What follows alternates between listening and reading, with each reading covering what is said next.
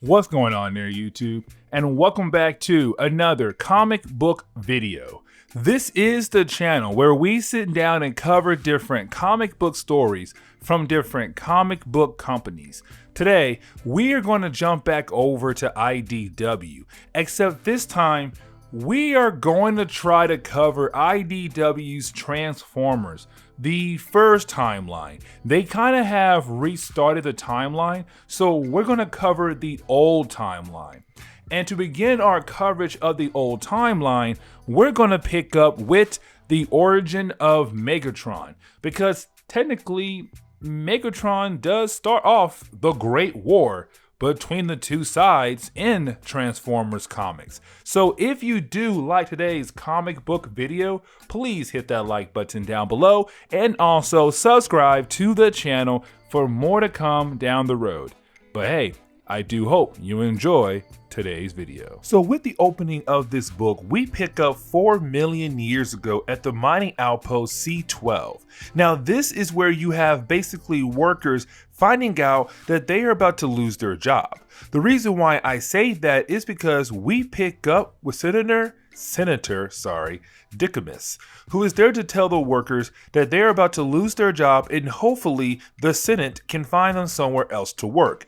Except in reality, we know that it is more of them not really caring about these workers. They are trying to cut the costs where they can make the mine more profitable, which leads to the assembly where Senator Dicamus has to tell them about them losing their jobs. Of course, as you expect, people are not happy. They know that even though the Senate promises that they will find these workers new jobs, in reality, they will not.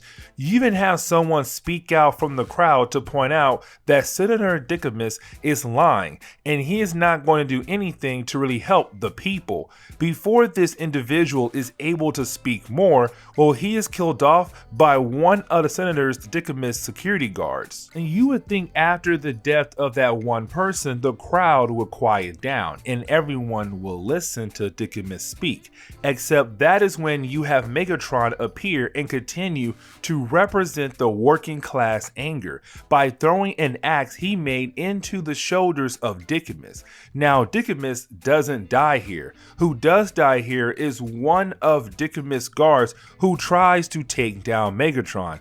They fight for a while until Megatron is able to kill this guard off. Now this is Megatron's first kill. Something like this is huge for him and would be for anyone, no matter the state they will be going down. But either way, after he killed off that guard, well, the rest of the miners got hyped up for what Megatron did to them. He stood up for them, which leads to them thinking they can overpower the Senate force, only to end up getting overpowered and getting arrested. As some time has passed by, you have Megatron wake up on the Longshot ship that is going to transport all the miners and Megatron to a detention center. This moment is where you have Megatron wake up to Rumble and Frenzy, who are planning to overpower the security force. Now at first, Megatron does not want to be any part of their plan. He really is trying to process what he went through and the guy he killed. Except when things begin to pop off, he has no choice but to join in and help out. So we see Megatron, Rumble, and Frenzy being able to take over the Longshot ship. But they have to get away from the other ships they are surrounded by that were escorting them to the detention center. With the Longshot being taken over, you have Dicamus get word on what just happened. And so you have Dicamus think it will be best to get rid of the ship which is holding all of the miners and Megatron. Now skipping some parts, you have Megatron being able to get away. Now they do go back to Cybertron, but they go to the city called Kaon. I want to say it's called Kaon, which is known as the worst place on Cybertron. Makes sense really, hide somewhere that is full of crime. It makes a great place to hide and possibly plan for future moves down the road for them. We then jump to the Security Service headquarters, we finally pick up with Sentinel Prime, who is just doing some target practice, except he is interrupted by his second-in-command Prowl, where you have Prowl telling Prime what just happened with the Longshot and Didymus. Problem is, you have that around this time, you have Prime, who doesn't care about doing his job, tells Prowl to handle the problem while he relaxes, but neither of the two know that Megatron and his crew have arrived on Cybertron and could make a move very soon. Now, getting into the second chapter, you have the story show us that some time has passed by, where the miners in Megatron have stayed hidden for a long time now, and they are now gladiators in an illegal underground arena called the Forge. Now, the reason why this arena has not been stopped by the Senate is because, remember, it is in Kaon, the worst city on Cybertron. When we get to see the Forge, well, we see Megatron fighting against someone in the arena. There is a point where his opponent is winning the fight. You have Megatron actually come back and take control of the battle. The problem is that in the Forge, you have to kill off the person you are facing.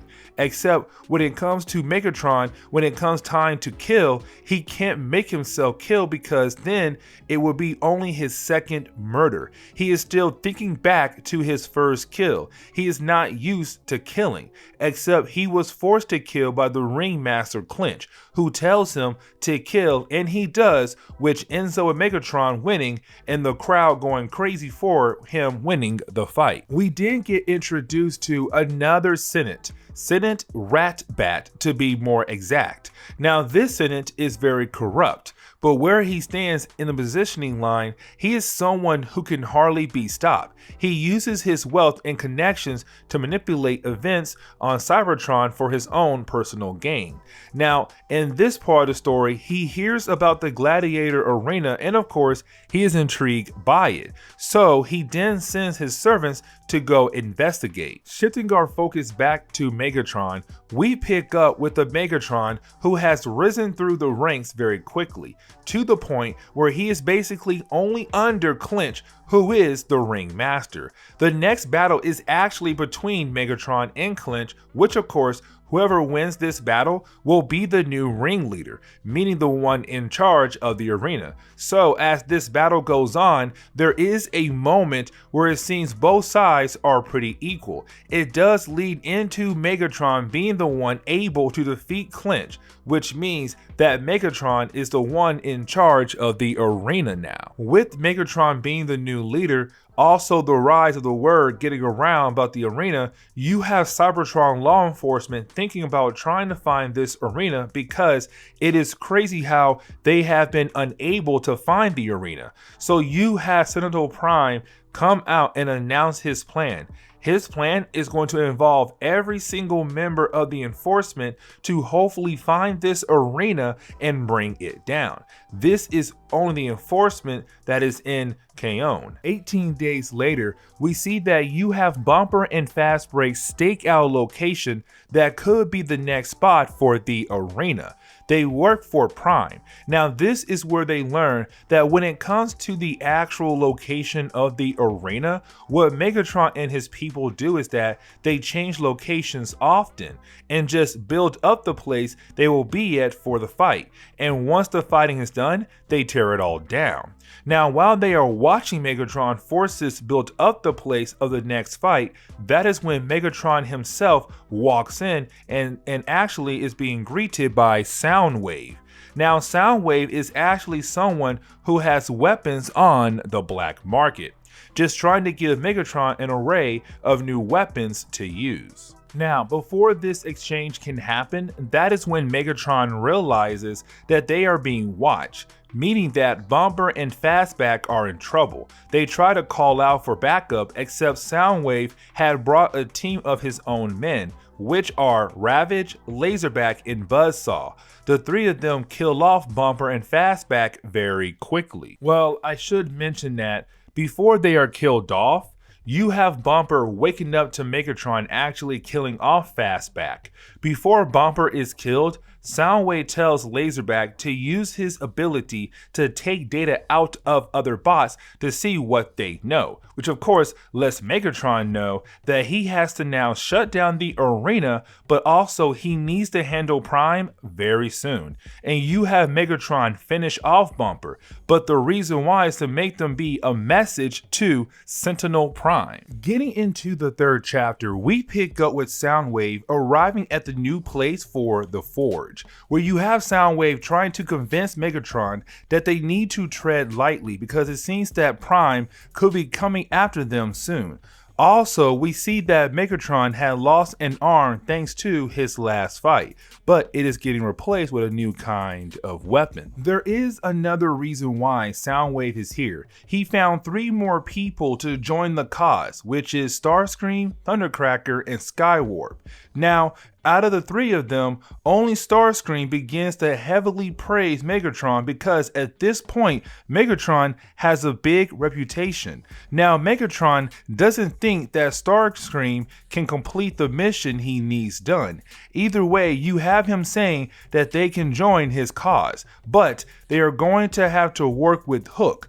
Hook is going to be able to give them some kind of upgrades for this mission. Switching back to Cybertron Enforcement, we see them giving Fastbreak and Bumper a funeral since they were killed by Megatron. This is Prime really going with the idea that it is time for them to finally stop Megatron and bring him and the people who believe in him to justice. This is where you can see the change in Prime from someone who originally didn't care to someone who really does care now. But before we can see more changes in Prime, we learn that there is a festival because they are revealing a new statue in honor of Senator Dickamus. Now, this festival gets ruined thanks to Skywarp coming in and actually grabbing Dickamus and taking him away.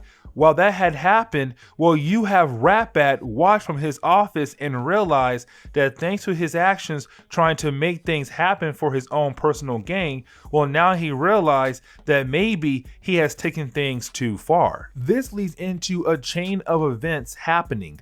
The first is that you have Megatron put a call out asking people to join the cause.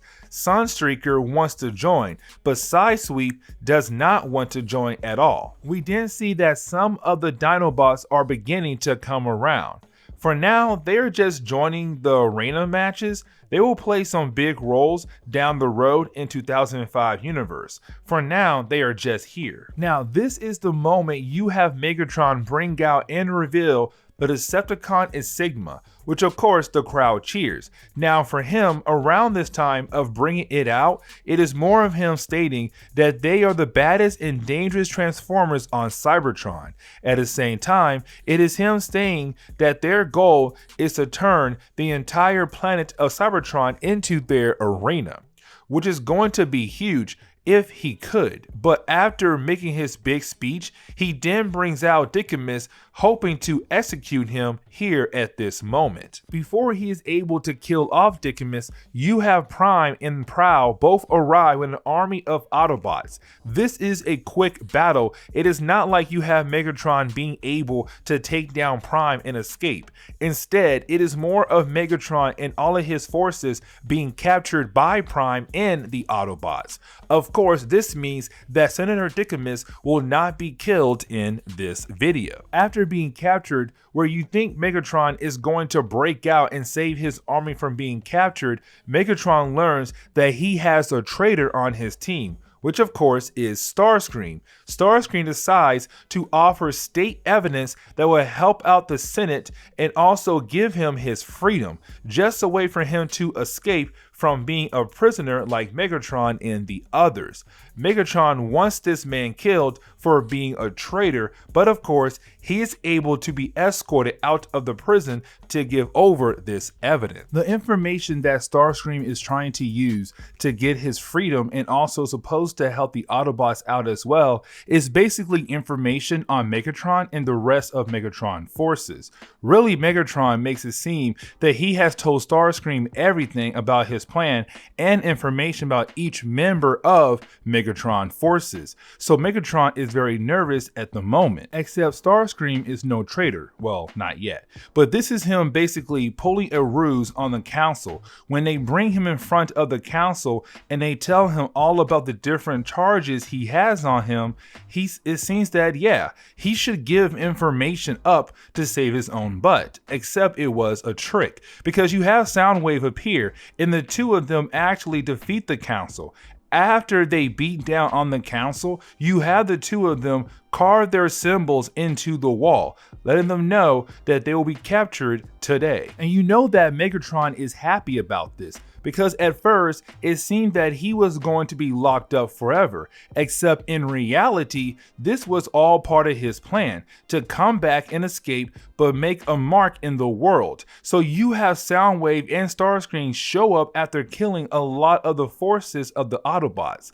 Then we see Megatron getting a new cannon for his arm, which of course is the fusion cannon, and he blasts a hole in the wall, then tells everyone to burn everything and kill everyone here. Literally, it begins the chaos in this book. What I mean is that you have Cybertron upper class on some kind of ship, thinking that it's going to be a normal day, except that is when you have Thundercracker and Skywarp actually shoot the ship out of the sky and let the world know that something is about to pop off here. And so now you have the city of Cayenne burning, and you have the Autobots try to think on how to take the city back from Megatron and his forces. They know it is an uphill battle, but they have to do something. The city and the Autobots have taken heavy forces, but also the communication is jammed as well.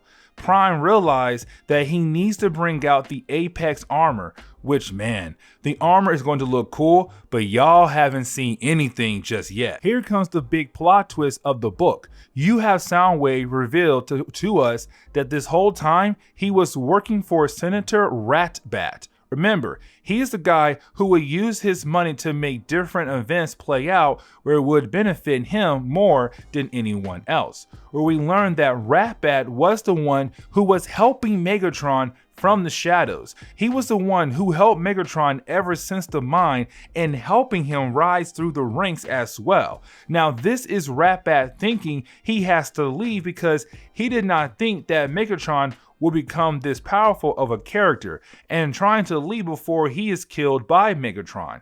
Except you have Soundwave actually kill his old boss, and then he takes his sparks, which is the Transformer life essence, to put in a new body. Now here comes the big moment of the book, where you have Megatron and Prime fight for the first time in this timeline, where you have Megatron trying to get to the front line and hoping that he will get there soon, except he is greeted by Prime in his Apex armor, and of course this is going to begin a fight between the two of them. Now in reality, Megatron actually should not stand a chance against Prime when Prime is in his Apex armor. Really, we see Megatron get beat down by Prime, and you have Prime think that he has won and calls out to the other Autobots to give them the good news, except you have Megatron use the body part of Hound to break the helmet of the Apex armor. The battle between them continues on for a few more pages, except this is the moment you have Megatron explain what he wants to do and why he is doing all of this, that his view on leading this army has changed from, hey, I just want to turn Cybertron into a big arena, to now he wants to get rid of the old ways of the Sentinels. How their way is out of date and needs to be gone. The battle ends with Megatron actually winning this battle and leaving Prime in a crater for the rest of the Autobots to find, which of course, that is when you have Prowl, who is second in command, tell the Autobots that they need to retreat right now. The book ends with Megatron and his forces talking about what is the next part of their plan, which of course you have him saying that even though they have taken Cayenne, their next goal is to take over Cybertron, except they won't be known as Cytronians or Cytronians, Cybertronians, I think how you say it, Cybertronians. Instead, they'll be known as Decepticons. The Great War has begun, and now Megatron can begin to get to work. And this is where we are going to end today's video. So please hit that like button down below and also subscribe to the channel for more content to come in the near future. Also, any suggestions on books I should read? Well, please let me know in the comments below, because you never know, your suggestion could be a future video down the road. But I do hope you enjoy today's video.